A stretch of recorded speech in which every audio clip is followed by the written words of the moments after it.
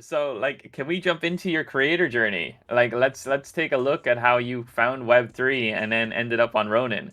So if you want to say maybe how you first started in Web3 first, and we can go from there. Okay, okay. So if I was to talk about my story, it started, I think, 2021 or the year before that. I was still in school back then. So basically, I was just doing Web3 related stuff. I was not into Web3 back then, though, but I was more of the learning and school and all of that stuff together. Okay. But then during the lockdown period, I went into the Web2 space as a designer. So I was basically doing design gigs and all that. Then I don't know exactly how to do, but somehow I came to the Web3 space around 2023. That's why I came to the space as community manager. Then I leveled up from there, working in the NFT project, and kept leveling up till I got to this position. As far as I made So, running, I don't even know how exactly. Can you oh guys hear me? yeah. So you just jumped in basically like learning about Web3 first, and then you found the things you liked, and then basically you got more involved. Then once you found out like, oh, you can make money from these games, and like you can own these assets and stuff like that. So you came in from the point of view of just learning first, and then found out all the cool stuff that obviously you can do in Web3. Exactly. And like then you don't exactly know how you found Ronin, so to speak, but was Ronin your first chain that you got No, involved no, with? no. No, actually, that was not my first year. My first year was Arbitrum. I was in Oh, Arbitrum for okay. quite a while. Then I And was there any moved to specific Harvard. games? I don't play games back then. I was just into the DeFi aspect of Arbitrum. Got you. I was working with the ambassadors of Arbitrum in my country, so I was into Arbitrum back then. Then I moved to Avax, working with the Avax lead in my country. We hosted events and all together. Somehow I went into base and that's like came into running. Running was last year. Last year around May, June, I came into the running ecosystem through the creator Oh, program. Although I was there before because I created a few contents. But then the creator program actually made me to switch completely to running ecosystem. So I came into okay. running last year, May/June.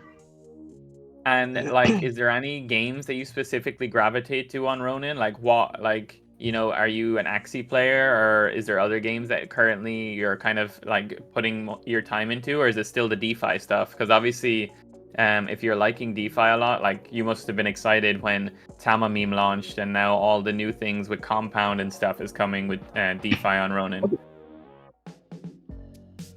Okay, currently I'm more into the gaming aspect. I'm focusing more on GameFi because I've been in DeFi for way too long. And games I play on Hmm. running, I play Exos. I usually play Mitera before, but I stopped playing. I played Fable 1 in the past too. I stopped because of the season that ended. I could not get into the last season because it did not actually approve my email. Then I'm currently playing Party Icon because of the campaign that is currently going on and also for content purpose. Yeah. I basically play different. I've played Monster Wars. I've played literally different games on one ecosystem. I just like So play you as I want So to. you kind of play what's hot and stuff like that. So if there's a game having a CBT and stuff, you jump in to be able to make content around it and stuff like that. Which is like not a bad way to go about things at all, because like, at least you're exposing your audience to all these different games, and giving them like kind of keeping them updated about what content is actually coming out right now. Like, how are you planning to play Cambria? Or are you going to be sticking with Party I Icon? don't just And play this. So can you hear me? yeah, Okay. So I was trying to say I don't just play based on CBT only. For example, now yeah, A0, I usually like play back to back, but because of schools and exams, so I had to just like keep it on the side for now. I'm focusing on got just you. the important one because of various reasons. For sure. No, and I mean that's fair. I mean, once I guess you can't like go full time into content right now. But like you've said, you found footing in kind. Like you're enjoying being in kind and stuff like that. And has that really helped you kind of grow as a creator and stuff like that? Like, how has your creator journey been? As far as like making this kind of educational content and stuff for people. Do you enjoy doing this? And do you want to do it more full time eventually once you're done your studies? Yeah, exactly. The thing is, I did a lot of educational content in the past, but everything changed when I lost my account, so I had to like put them on a stop. But lately, I have exams coming up, but I wrote a lot of content in the past, so I just like Yep. remake those posts. So I'm currently like remaking the posts I already made in the past on my new account, so at least that way the account won't just Awesome. be empty for like if I'm not active because I have to focus on my exams. So just Yeah. like No, reshuffling what I've done in the past. Yeah, no, currently. that makes sense. It's unfortunate that you lost your account. Like, it says here that like it got suspended and stuff like that. That's actually happened to quite a few people in the space sometimes. Accounts can get shadow banned and stuff like that. Twitter algorithm kind of gets messed up a little bit. So that's unfortunate it happened, but at least you're not letting it stop you, and you're actually planning to rebuild and getting your old content back up. I know that probably took a lot of effort, but it's good that you're actually going through and getting it filled up, because it's important for your community to have content there, especially if you're taking some time away to work on your exams and stuff. Exactly. And is the kind of content you make, like, do you stream? Are you making thread related content, infographics? Like, if people see you on here and decide to follow you for your content and stuff like that, what kind of content can they expect from you?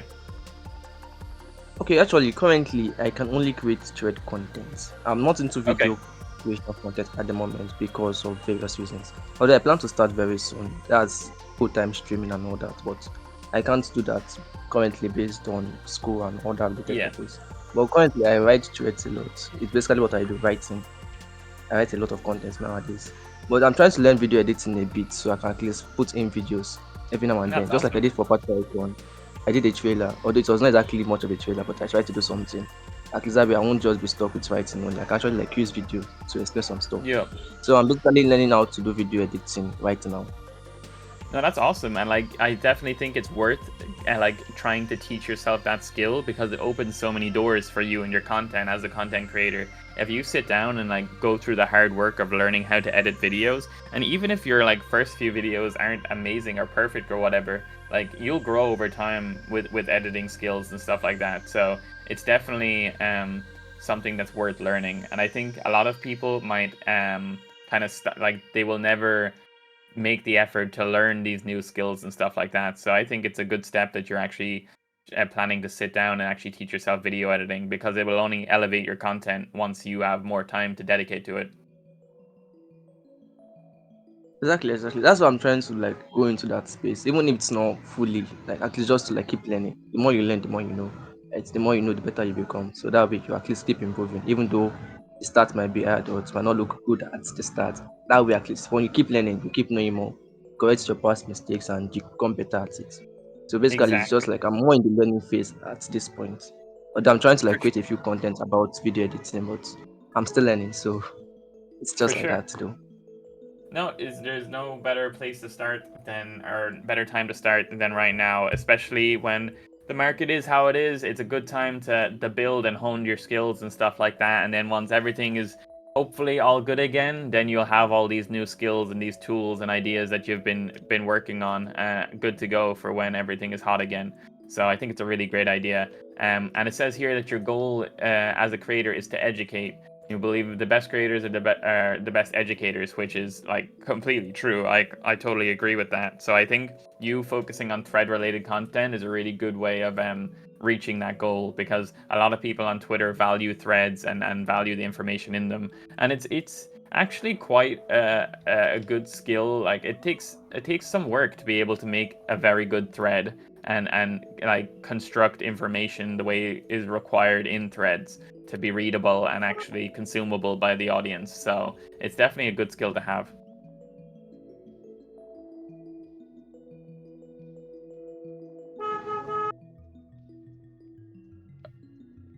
Wait, Yeah. sorry. I totally get you. Sorry, 1 second. So Mice Mouse saying he lost his account due to excessive social. Okay. So be mindful. Okay, be mindful when you're retweeting stuff. Yes, thank you, Mice Mouse. Um, but Emilex, like, obviously you said you have your exams. Is your exams going to be done by summer? Are they coming up really soon? Like, are you hoping to be able to go more into content creation in the summer once the exams are done? Actually, the exams is ending this month, and actually, it's starting Oh, in the sweet. next 2 weeks. Just 5 days Okay, exam. So once I'm done with that, I'll be back fully. So I'm basically just awesome. reading at this moment for the exams, but I'll be back No, by May 1st. that's great. That's good. That's really cool, dude. So we're expecting a lot more content from you then in the next once the next month is done. And like if there's any advice that you currently want to give to anybody in the audience, or if anybody has any questions in related to anything that Milex covered, with in regards to how he wants to pursue content creation and stuff like that, please you can drop off any advice to people in the chat right now that may be wanting to get started on their creator journey just like you. Okay. So in the design aspect, right? If you want to start as a designer, I'll tell you one simple truth. The more simple your design is, the better it becomes. I realize a lot of designers nowadays, or people trying to become designers, they like to implement multiple let's say effects or let's say components into their designs, and then it end up looking. I actually prefer Web2 designs because when you have Web2 designs, you have a plain background, just one background, a few colors, and like your text, everything will be aligned. But mostly Yeah. Web3 designs are just like filled with various components that end up making design look off than even good. So I believe the more simple it is, the better it becomes. As a designer, if you're starting off, don't be worried about effects and background and all that stuff. Just start with a plain background. Pick a color, pick a good color that actually vibes with your brand. Branding is very key if you want to design. If you don't know the brand color you want to stick with, you won't be able to like design well. So picking a brand color has to come down to what you want your color to speak about, right? Different colors have different meaning they are trying to represent. So you have to pick a color that actually represents what you're trying to say. Right now for blue, my brand color is called blue. It means honesty, loyalty. You can really trust me through my work. I choose color blue. For purple, it's royalty. Yeah, royal and all that stuff. So different color have different things they're trying to represent. So you pick a color that actually rhymes with what you're trying to tell the people looking at your brand. Now, when you pick a color, pick other complement color. You cannot just pick one brand color and say that's all. You have to have at least 3 different colors that can rhyme with each other to give you that design you're trying to create a very good design. It can be, let's say, blue, white, and cream. They go well together. It can be green, lime, and let's just say white. Usually, all these colors like move around together. So you have to pick 3 colors that rhymes together when you want to design. Right. Then, like I said, simplicity. Don't make your designs too complex. It's better to just put text and image only and you're good to go than putting text, putting mock-up and other stuff into the design. It ends up making the design look very, very, very off. So simplicity is very, very key in designing. Don't be scared of what you're trying to do. Just go to Canva or whatever platform you're using. You can use Canva, you can use Pixel Lab, you can use Photoshop. Actually, different platforms you can work with. But our advice as a beginner, use Canva because there's actually template already on Canva you can edit. Just go to Canva, edit those text, and you're good to go. So as a designer, learn to make your design as simple as possible as a beginner. That way you can be better at what you're doing and they can actually like see your text well. Don't be worried about complex stuff like other designers do and all those stuff. Just be you, be plain, be simple. Yeah, learning. It's not to be scared about. It's basically in your learning stage. So nobody can drag you for saying, oh, you did this, is not good and that. You're still learning, so they cannot even drag you about that. Like I said, simplicity is key. Just That's be really you and do awesome what. advice, dude. Like, that's really interesting as well that you spoke about the psychology of colors and like as Nish highlighted in the chat, like the language of colors. It really is a thing. When I was in college, I actually learned about it briefly as well about marketing and like the different colors you use for different things. So it's cool that you highlighted that. We've never had anybody on the show that kind of spoke about that direction of things and spoke about the kind of power of personal branding and especially the colors they use. So it is super true.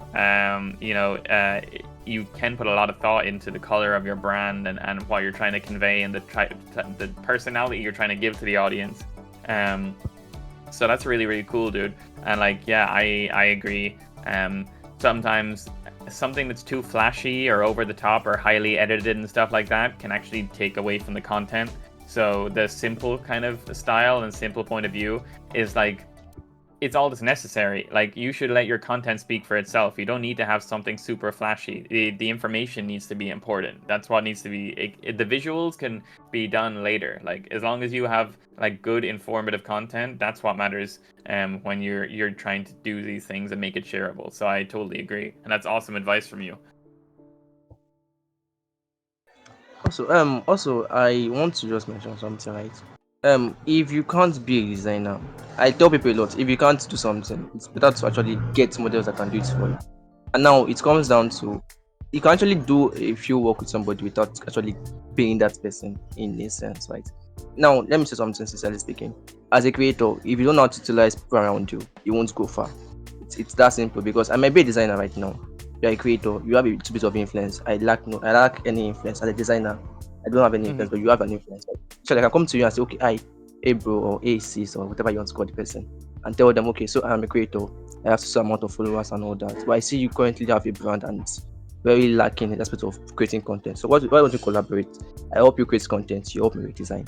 Actually, giving and taking. You're giving the person content, the person giving you designs in return. Yes. Actually, you know who to reach out to and collaborate with. Don't just reach out to any random person, because most times people will just leave you on read. So actually, you have to first build a connection with the person. Okay, you're a designer, nice. I see you, this is so stuff. This is very nice. How did you do so? You can even use that opportunity to actually like learn from people. Because like for me now, when I started in this space, I did not pay for a single course. I actually just went to people DM, spoke with them, complimented them, I asked a few questions, and I was picking points from what they were saying. Actually, somebody who taught me designing like from scratch, he was like, I like the way you relate with me. He told me, okay, let's have a call. We went into the call, he opened this PC for me, told me to go into Photoshop, and he was like teaching me design techniques and all that. Or for free, Yeah. just because I spoke with him and he liked the way I approached him. So basically, you can start as a designer without paying a single dime. Just find the right person you want to like reach out to. Let the person actually trust you and wants to teach you for free. Most people won't teach you for free because they are very busy with making money and all that. But there's a way you would speak to some people that will be like, wow, I like you. Let me just tell you a few things. And from telling you a few things, I can really just take you into the app and teach you everything you need to know as a beginner. So For sure. basically, you can also collaborate with them to provide them value, they provide you value in return. You will teach them some Exactly. stuff, they'll teach you some stuff in return. And Right? that's definitely Like I said, something I try collaborate to with people.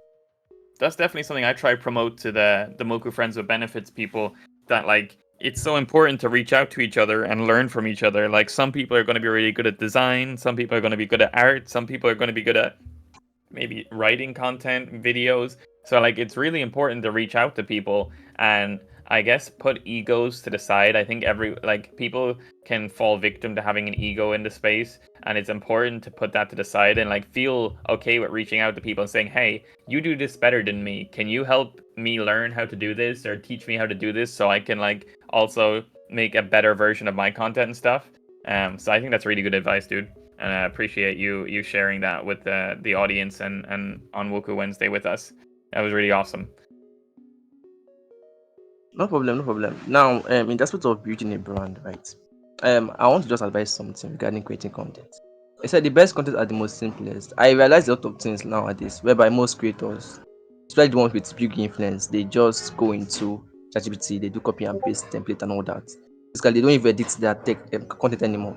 But I'll advise you something, right? The best way to create a content is to explain it in the way you personally understand. It's one thing to write the content, right, that people can understand. It's one thing to write the content that people will actually view and be able to pick a point from. Now, what I do when I want to write content is I basically just go into my note keeper, right? I basically use note keep. Go into note keeper, take my phone, I just literally type everything coming directly from my brain. As it's coming in, I'm typing it down. Basically, I get all my random ideas from there. Now, when I Okay. pick these stuffs out, I review them over and over again. Pick out some points are not meant to be in, but they're meant to be in other contents. You will notice that something you write in this place is not meant to be here, but it's meant to be in a different content. You pick that point out, take it to that content and drop it there. Now, basically, when you have all this random content all together, now editing it takes time. But I would advise you use AI for editing because you can't usually For edit over sure. thousands of content in one day. Yeah. I tell people you can use AI to make your content better, but don't use AI to make the whole content. When you use AI to make the whole content, you're making the content It terrible. should But be when a you write the tool for content from your enhancing brain, your content, not creating your content. exactly. It's meant to help you, not it's meant to help you make it better, not help you make everything from the get go. For Basically, when you sure. have a random content you have written that you think is not up to standard, carry it to ChatGPT. Just say, okay, to help me correct this and fix any mistake that's in this content. Usually, it takes what you have written, it fixes all the mistakes that are in that content, and it makes it better for you. That's the perfect content already. Nothing to change about that. But then saying, okay, ChatGPT, write social content for me regarding branding, and it gives you a very detailed content, but then you're feeling this content does not have any let's say personality or humanity in it. There's no tone to the content. Yeah. Like it's not feeling like you wrote it yourself. That's why I wrote a content about content tone. Meant to post that today. Later today I'll make the post regarding that. Actually, it's about how to write content in the way that people can actually like understand in your own personal brand voice. That's your content tone, right? So um basically what you need to do is when you write your content in like a draft content, you take it over to ChatGPT, tell it to help you edit that content. Once it's edited, you just take your content and review it, then make a post. That's the perfect Yes. content on its own. That's a really Also, good process. I was trying to yeah. So if you want to create a content calendar, right? That's something that most people don't know how to create at this exact point because you want to create content, but you don't want to just create random content. So I tell people you want to create content. There's a post I read 2 years ago that I still remember till date about how to use your unique advantage as a beginner. So the man was Mhm. actually trying to teach a 15-year-old boy how to be a perfect person, like how to be a unique person that stands out in a space. And he told him, okay, so you are 15 years old, right? What is that one thing that you can do perfectly that nobody else can do? That you can do perfectly, that nobody in your area or nobody in your circle or your space can do than you. Now pick that one thing out. Right? Utilize that stuff to the max. Let's say you're good at drawing. Let me use drawing as a reference. You're an artist, you can make 3D art and all that.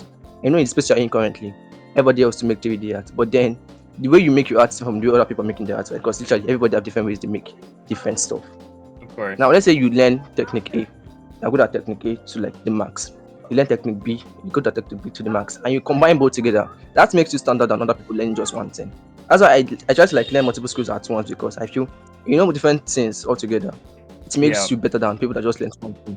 If you're I learning mean, only writing, I say okay, it's I'm just writing and adding I'm more good with skills writing. and tools into your creator Exactly, exactly. arsenal. Leveling up, No, not just staying in one position. that's super true, man. And like, I think the process you just described is a really good blueprint and a starting point for people to like start honing their own skills. So appreciate you sharing that and stuff like that. And obviously, me and the rest of the team would like to thank you very much for like filling out our interview thing and putting in time to share your story and stuff like that. And obviously, taking time out of your day to jump on here and share your story live with the audience and stuff like that. So thanks so much, dude, for jumping on. And if there's any final things you want to say to the audience before we swap over to the next section, that's awesome. But we really appreciate having you on and just, giving your pointers and advice. Oh, no problem, no problem. Just one advice for everybody, right? Don't be scared to start. If you want to start something, start it right now. The best time is now. There is no future. You are saying tomorrow. Tomorrow will keep being tomorrow. You keep saying tomorrow. So the best time to start anything you want to start is right now. Don't be scared of what people say, because just literally just learn it. So take that step today and start something new. It will help you in the future. Just look at the long term goal, and definitely it will actually help you in time. So don't be scared to start, and at least start one or two things today.